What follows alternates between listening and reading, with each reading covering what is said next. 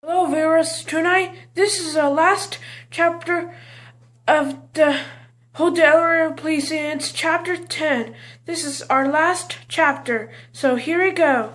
It has 4 pages, so here we go. Chapter 10. The next day I began talking to the stairs. Taking the stairs. The 52 steps down to the lobby were easy enough, but making it back up to the penthouse was another story. When my dad asked me to get the mail that afternoon, I just smiled at him and bolted out the apartment door. I didn't want him to know that I was still pretty shaken up and secretly dreading the ride to and from the lobby. I retrieved the mail and was heading for the stairwell doors when I heard a voice calling my name.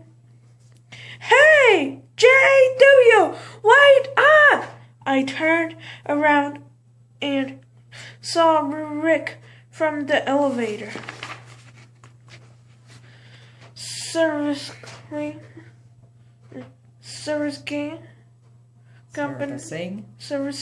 company. He had his heavy toolbox in one hand and something odd and crinkly in the other. "I heard you had a little action yesterday," he said. "I also heard that you were the big hero who kept everyone calm by explaining what was happening and how the elevator would be fixed." I tried to contain my smile, but I couldn't help feeling a little proud. Well, someone needed to be the voice of a reason, I stated plainly, but it was crazy. The little Japanese boys were crying. Molly started freaking out, and the big guy really started sweating. Well, Rick said, barely concealing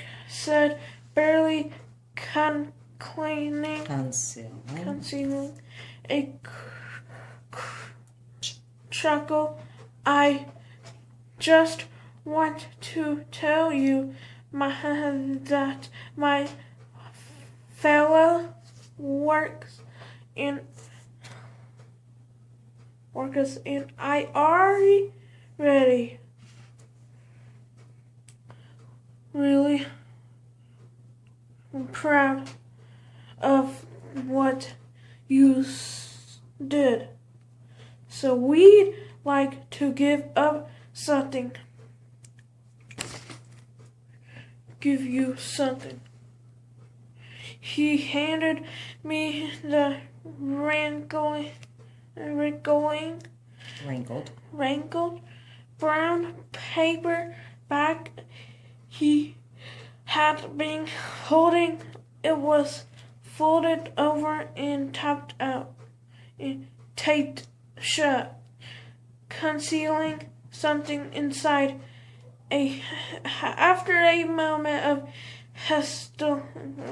Sound it out.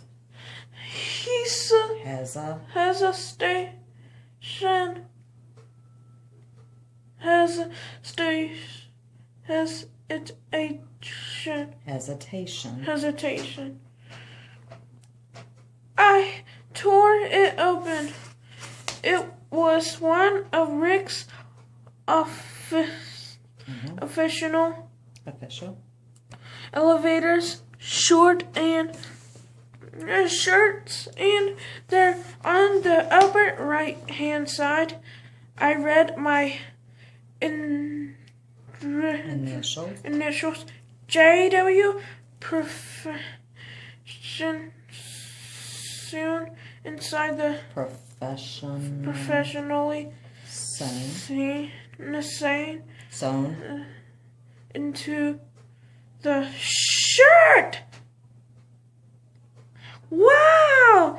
I shrieked. This is the coolest shirt ever. Dropping it brown, wrapping to the floor. I immediately unfolded the neatly pressed shirt, pulled it on, and buttoned each of its buttons. Of course! It was huge on me, but it definitely looked good. Now you officially part of the team. Rick patted me on the back. Thanks, Rick. I smiled. I'm never taking it off. I turned and began my walk back down the hall. After a few steps, I stopped. To my left was the door that led to the 52 steps. To my right, the door to elevator 1. I had serious thinking to do, and I had to do it quickly. Would I let the fears of yesterday take over? Would I never ride an elevator again because of that crazy adventure? Everything that was supposed to happen in the elevator happened. All of the safety equipment did what it was supposed to do. The alarm went off. The